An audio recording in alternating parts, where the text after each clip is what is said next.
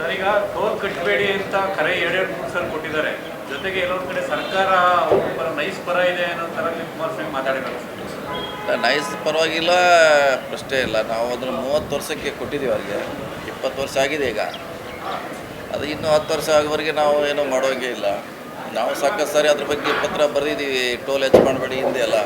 ಆದರೂ ಅದ್ರ ಮೀರಿ ಅವರು ಕೋರ್ಟ್ನಿಂದ ಆದೇಶ ತಂದು ಜಾಸ್ತಿ ಮಾಡಿದ್ದಾರೆ. ಈಗ ನಾವು ಕೂಡ ಸ್ವಲ್ಪ ಕಾನೂನು ತಜ್ಞರ ಜೊತೆ ಚರ್ಚೆ ಮಾಡ್ತೀವಿ ಅದನ್ನ ಏನು ಮಾಡಬೇಕಂತ. ಸರ್, ಈಗ ಒಪ್ಪಂದ ಆಗಿರೋದು 30 ವರ್ಷಕ್ಕೆ ಪ್ರಾಜೆಕ್ಟ್ ಆರಂಭ ಆದಾಗಿಂದನೋ ಅಥವಾ ಪ್ರಾಜೆಕ್ಟ್ ಕ್ಲೋಸರ್?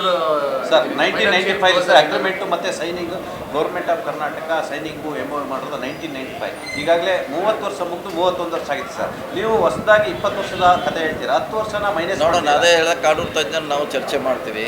ಯಾವ್ದು ಹಿಡಿಬೇಕಾದ, ಆವಾಗ ಹಿಡಿಬೇಕಾ, ಈಗ ಹಿಡಿಬೇಕಾ ಅನ್ನೋದು ಗೊಂದಲ. ಅದ್ರ ಪರವಾಗಿ ವಿರೋಧವಾಗಿ ಸುಮಾರು ಜಜ್ಮೆಂಟ್ ಬಂದಿದೆ, ಅದು ಕೂಡ ಗೊಂದಲ ಇದೆ. ನಾಳೆ ನಮ್ಮ ಎಕ್ಸ್ಪರ್ಟ್ ಕಡೆ ಕೇಳ್ತೀವಿ, ಅವ್ರ ಜೊತೆ ಮಾತಾಡ್ತೀವಿ, ಮುಂದೆ ಏನು ಮಾಡೋದು ಚರ್ಚೆ ಮಾಡ್ತೀವಿ. ಹೈಕೋರ್ಟ್ ಆದೇಶ ಬಂದಿದೆ. ಹೈಕೋರ್ಟ್ ಆದೇಶ ವಿಚಾರ ಸಂಬಂಧಪಟ್ಟಂತೆ ಕುಮಾರಸ್ವಾಮಿ ನೇರವಾಗಿ ಹೇಳಿಕೆ ಕೊಡ್ತಾರೆ, ಟೋಲ್ ಕಟ್ಟಬೇಡಿ, ನಿಯಮ ಉಲ್ಲಂಘನೆ ಮಾಡಿದ್ದಾರೆ ಅಲ್ಲಿ ಅಂತ. ಬಟ್ ರಾಜ್ಯ ಸರ್ಕಾರ ಯಾಕೆ ಹೈಕೋರ್ಟ್ ಆದೇಶನ ಗಂಭೀರವಾಗಿ ತೆಗೆದುಕೊಂಡಿಲ್ವ ಅಂತ ಸರ್?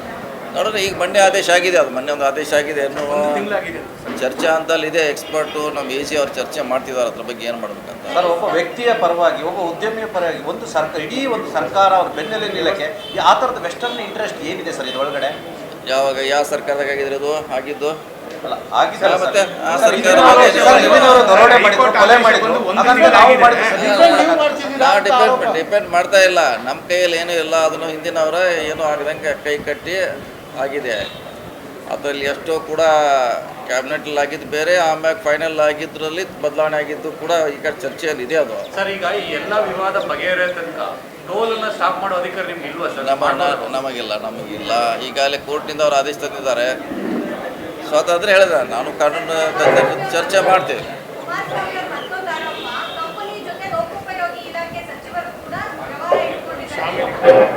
ಸರ್, ತಾವು ಇಲ್ಲ, ಯಾವ ರೇಟ್ ನಮ್ಮ ಕಡೆ ಬಂದೇ ಇಲ್ಲ. ಬರುವಂಗೆ ಏನಾರ ಮಾಡೋದು ಯಾರು ಬಂದಿಲ್ಲ. 10 ವರ್ಷ ಇದೆ, ನಮ್ಮ ಕಡೆ ಯಾಕೆ ಬರ್ತಾವೆ ನಾವು? ಲೋಕೋಪಯೋಗಿ ಸಚಿವ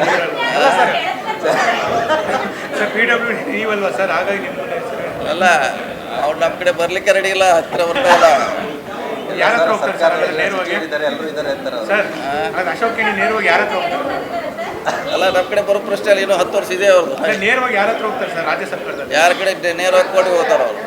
ನಾವೇನಾದ್ರು ನೋಟಿಸ್ ಕೊಟ್ಟರೆ ನೇರವಾಗಿ ಕೋರ್ಟ್ಗೆ ಹೋಗ್ತಾರೆ, ಅಲ್ಲಿಂದ ಅವರು ಆದೇಶ ಪಡ್ಕೊಂಡು ಬರ್ತಾರೆ. ಹೀಗಾಗಿ ನಾವೇನು ಅಸಹಾಯಕರಿದ್ದೀವಿ. ಆದರೂ ಕೂಡ ಈಗ ನೋಟಿಸ್ ಕೊಟ್ಟಿದ್ದಾರೆ, ಚರ್ಚೆ ಮಾಡಬೇಕಾದ್ರೆ ನೈಸ್ ಬಗ್ಗೆ ಚರ್ಚೆ ಆದರೆ.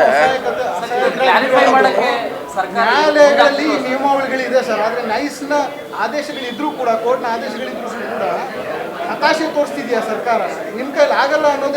ಆಗಲ್ಲ, ಯಾಕಂದರೆ ನಮ್ದು ಇನ್ನೂ ಅವಧಿ ಇದೆ. ಯಾವ ಬೇಸ್ ಮೇಲೆ ಸಾಕಷ್ಟು ನೋಟಿಸ್ ಕೊಟ್ಟಿದ್ದೀವಿ, ನಮ್ಮ ವಿರೋಧವಾಗಿ ಆದೇಶ ಬಂದಿದ್ದಾವೆ.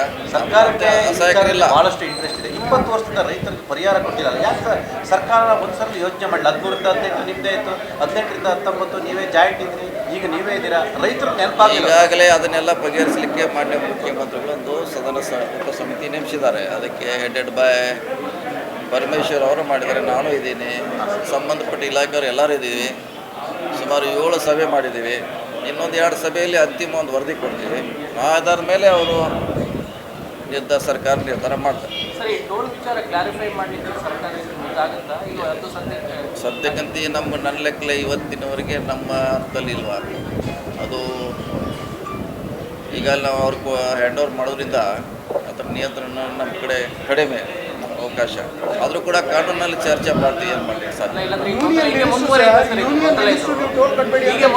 ಒಂದಲ್ಲ ಮುಂದೆ ವರದೈತಿ. ಇದು ಅವರು ಬರಬೇಕು, ಕುಮಾರಸ್ವಾಮಿ ಅವರು ಯಾವ ಆಧಾರದ ಮೇಲೆ ಕಟ್ಕೊಡಂತ ಹೇಳ್ತಾರೆ ನಮಗೂ ಹೇಳಿದರೆ, ಸೊ ಅದ್ರ ಕೊಟ್ಟಾಗ ಕೂಡಿ